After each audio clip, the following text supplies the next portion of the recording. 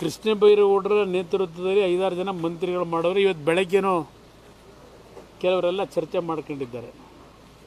ನಾನು ಎಲ್ಲೂ ಕದ್ದು ಹೋಗಲ್ಲ. ನಾನು ಸುಳ್ಳು ಹೇಳ್ಕೊಂಡು ಬೇರೆ ಬೇರೆ ಹೆಸರಿನಿಂದ ನೆರಳು ತಗೊಳ್ಳೋಕ್ಕೂ ಹೋಗಲ್ಲ.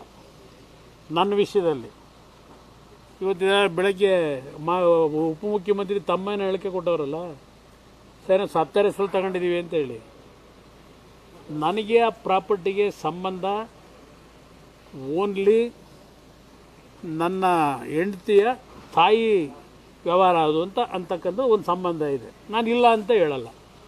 ಇವ್ರ ಥರ ನನಗೇನು ಸಂಬಂಧ ಅಂತಲೂ ಹೇಳಲ್ಲ. ಅಲ್ಲೇ ಅವ್ರ ಸಂಬಂಧ ಇದೆ. ಉತ್ತರ ಅವ್ರ ಕೈಲಿ ಕೊಡೋದು ಬೇರೆ ವಿಷಯ. ನಾನು ಡಿನೋಟಿಫಿಕೇಷನ್ ಮಾಡಿರ್ತಕ್ಕಂಥ ನಾನು ಮಾಡಿದ್ದೀನಿ. ಅದು ನೆನ್ನೆ ಅವರೇ ದಾಖಲಾತಿ ಬಿಡುಗಡೆ ಮಾಡಿದ್ದಾರೆ. ನಾನೇನೋ ಕೃಷ್ಣ ಬೈರೇಗೌಡ ಫಾರಿನ್ನಲ್ಲೆಲ್ಲ ಓದ್ಕೊಂಡು ಭಾಳ ದೊಡ್ಡ ಮೇಧಾವಿ ಅಂತ ತಿಳ್ಕೊಂಡಿದ್ದೆ. ನಾವು ಅದರಲ್ಲೆಲ್ಲೋ ಹರದನಹಳ್ಳಿಲಿ ಸರ್ಕಾರಿ ಶಾಲೆಯಲ್ಲಿ ಓದ್ಕೊಂಡ್ಬಂದಿರೋ ಕನ್ನಡ ಮೀಡಿಯಮಲ್ಲಿ ಈ ಪಾಠ ಹೇಳ್ಸ್ಕೊಂಡ್ಬಂದವು ನಾವು. ಕೃಷ್ಣ ಬೈರೇಗೌಡರಂಥ ವ್ಯಕ್ತಿ ನಿನ್ನೆ ದಿನ 4-5 ಜನ ಮಂತ್ರಿಗಳು ಕೂರಿಸ್ಕೊಂಡು ಈ ಹೇಳಿಕೆ ಕೊಡಿಸೋರಲ್ಲ. 2015ರಲ್ಲಿ ಜಯಕುಮಾರ್ ಪಾಟೀಲ್ ಅಂತಕ್ಕಂಥವ್ರ ಮುಖಾಂತರ ಇದೇ ಸಿದ್ದರಾಮಯ್ಯನ ಪಟಾಲಂಗಳು ನನ್ನ ವಿರುದ್ಧ ಕೇಸ್ ಹಾಕ್ಸಿದ್ದು. ಅದರಲ್ಲಿ A1 ಯಡಿಯೂರಪ್ಪನವ್ರನ್ನ ಮಾಡಿದ್ದಾರೆ, A2 ನನ್ನ ಮಾಡಿದ್ದಾರೆ.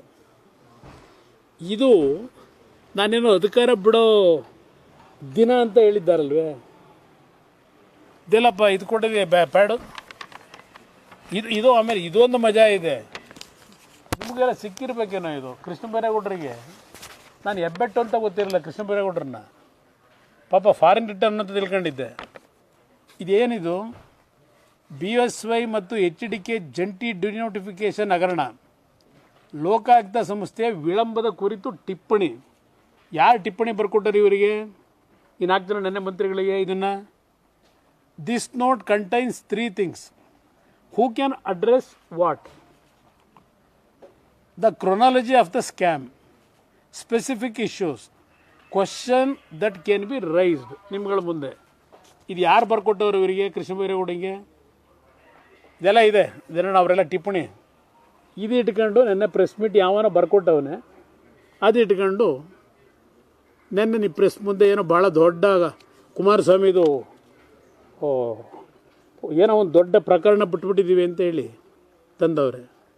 ನಾನು ನೋಡ್ತಾ ಇದ್ದೀನಿ 3 ತಿಂಗಳಿಂದ ಶತಾಯಗತಾಯ ಒದ್ದಾಡ್ತಾವ್ರೆ, ಏನಾದರೂ ಮಾಡಬೇಕು ಅಂತ. 15ರಲ್ಲಿ ಈ ಕೇಸನ್ನು ಹಾಕಿರ್ತಕ್ಕಂಥದ್ದಲ್ವಾ. 15ರಲ್ಲಿ ಲೋಕಾಯುಕ್ತ ಕೇಸ್ ಹಾಕೊಂಡ್ರು. 15ರಿಂದ 17ರವರೆಗೆ ಸಿದ್ದರಾಮಯ್ಯನವರೇ ಮುಖ್ಯಮಂತ್ರಿ. ಏನು ಕಡ್ಕೊಂಡು ಕೂತಿದ್ರು? 4 ವರ್ಷ ತನಿಖೆ ಮಾಡಿದೆ, ತನಿಖೆಯೆಲ್ಲ ಆಗಿದೆ. ಇದರಲ್ಲಿ ಯಾರ್ಯಾರು ಏನೇನು ಪಾತ್ರ ಕಳೆದ 6 ತಿಂಗಳಿಂದ ಏನೇನು ನಡೆಸ್ಕೊಂಬಂದರು. ನಾವು ಯಾವಾಗ ನಿಮ್ಮ CSR ಫಂಡು ಇವೆಲ್ಲ ಶುರು ಮಾಡಿದ್ವಲ್ಲ, ಇವ್ರದ್ದು ಟ್ರಾನ್ಸ್ಫರ್ಗಳದು, ಕುಮಾರಸ್ವಾಮಿನ ಯಾವ ರೀತಿ ಹಿಡಿಬೇಕು ಅಂತ ಹೇಳಿ ಪಾಪ ಎಷ್ಟೆಷ್ಟು ಮೀಟಿಂಗ್ ಮಾಡಿದ್ದೀರಿ. ಅವನು ಯಾವನ ಸುಬ್ರಹ್ಮಣ್ಯೇಶ್ವರ ರಾವ್ ಅಲ್ವೇ, ಹೆಸರನ್ನೇ ಹೇಳ್ತೀನಿ. ನಮ್ಮ ರಾಮನಗರದಲ್ಲಿ 25 ಕೋಟಿ ದರೋಡೆ ಆಗಿದ್ದು ಇವತ್ತವರೆಗೂ ₹1 ವಾಪಸ್ ತರಲಿಲ್ಲ. ಆ ನಗರಾಭಿವೃದ್ಧಿ ನಮ್ಮ ಇದರಲ್ಲಿ ನಗರಾಭಿವೃದ್ಧಿ ಪ್ರಾಧಿಕಾರದ್ದು 25 ಕೋಟಿ ಲೂಟಿಯಾಗಿ ಇವತ್ತಿನವರೆಗೂ ದುಡ್ಡು ಬರಲಿಲ್ಲ. CBI ತನಿಖೆಗೂ ಕೊಟ್ಟಿದ್ದರು. ಅದ್ರ ಬಗ್ಗೆ ನಾನು ಅಟ್ಯಾಕ್ ಮಾಡಿ CBI ತನಿಖೆನೆಲ್ಲೂ ಮುಚ್ಚಾಕೊಂಡ್ರು. ಅದರ ಮೇಲೆ ಅವ್ರನ್ನ CBIಯಿಂದ ಓಡಿಸಿದ್ರು.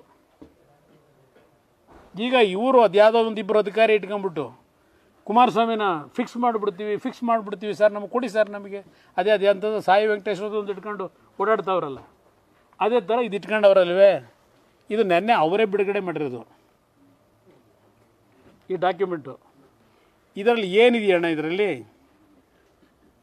ಕಡತವನ್ನು ಅವಗಾಯಿಸಲಾಯಿತು.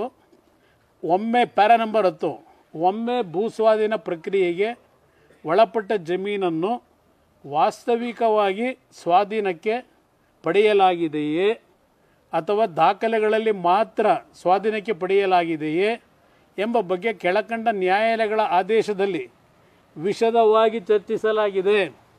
ನ್ಯಾಯಾಲಯಗಳ ಆದೇಶದ ಪ್ರತಿಗಳನ್ನು ಕಡತದಲ್ಲಿ ಇರಿಸಲಾಗಿದೆ. 3 ನ್ಯಾಯಾಲಯದ ತೀರ್ಪುಗಳಿದೆ. 1975ರಿಂದಲೂ ನಡೆದಿದೆ ಇದು. ಆಮೇಲೆ ನನ್ನ ಮುಂದೆ ಇದು ಬಂದಾಗ ನಾನು ಫೈಲಲ್ಲಿ ಕಡತದಲ್ಲಿ ಬರೆದಿರೋದು, ಆ ಫೈಲ್ ನಂಬರ್ಗಳ ಇದರಲ್ಲೇ ಬರೆದಿರೋದು ಕಡತದಲ್ಲಿ ಪ್ಯಾರಾದಲ್ಲಿ.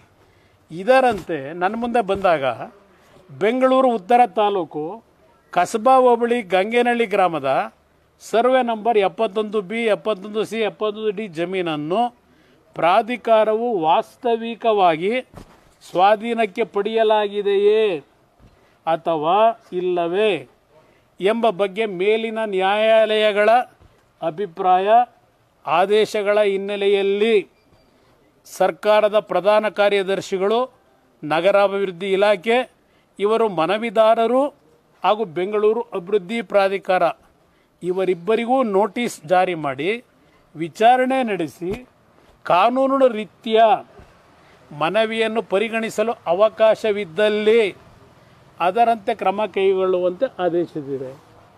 ಏನಿದೆ ಇದರಲ್ಲಿ? ಕುಮಾರಸ್ವಾಮಿ ಸೈನ್ ಹಾಕಿರೋದ್ರಲ್ಲಿ ನಾನು ಡಿನೋಟಿಫಿಕೇಶನ್ ಮಾಡಿದ್ದೀನ ಇಲ್ಲ ಡಿನೋಟಿಫಿಕೇಶನ್ ಮಾಡೋಕ್ಕೆ ವೇದಿಕೆ ಸಿದ್ಧ ಮಾಡಿಟ್ಟಿದ್ನ?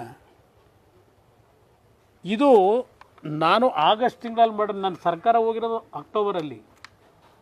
ಇದು ತರಾತುರಿಲಿ ರಾಜೀನಾಮೆ ಕೂಡ ದಿವ್ಸ ಮಾಡವ್ರೆ ಅಂತೇನು ಹೇಳ್ಕೊಂಡವೆ. ಅದ್ಯಾರೋ ಸತ್ತಾರ ಹೆಸರಿನಲ್ಲಿ ಡಿನೋಟಿಫಿಕೇಶನ್ ಅಂತ ಇವತ್ತು ಅದೇನು ಹೇಳೋರು, ಅದು ಅವ್ರ ಕೆಲಸ.